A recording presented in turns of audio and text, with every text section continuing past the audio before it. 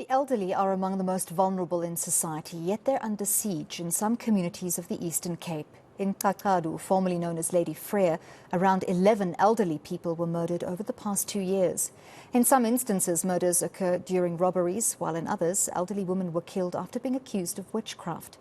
The Eastern Cape Department of Social Development is now using the UN Women Initiative to mobilise government, the private sector and communities against gender-based violence and femicide. eNCA's Ronald Masinda reports.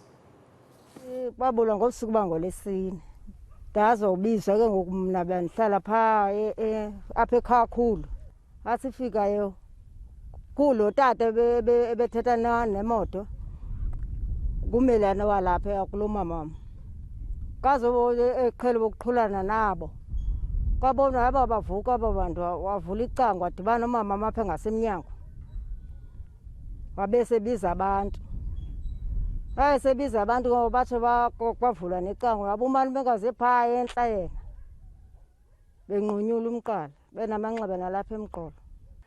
Chilling details by a family member who made a gruesome discovery after both her mother and aunt were stabbed repeatedly and had their throats slit. It is not an unusual story here, where the elderly have often chosen not to sleep in their own homes at night, fearing they might be next. Now the provincial government is taking its fight to the streets to talk to men directly. Under this campaign, they hoped that the calls for women to be treated fairly will no longer fall on deaf ears. It cannot be enough. Hence, we are saying this is the gospel that we are going to preach in schools, in churches, and as a department, we've got also programs of young boys, of fighting against drugs.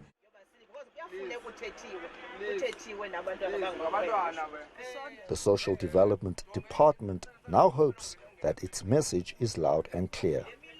The department is promising to forge ahead with its campaign on the 25th of every month until violence against women and children is ended once and for all. Ronald Masinda, Cacadu.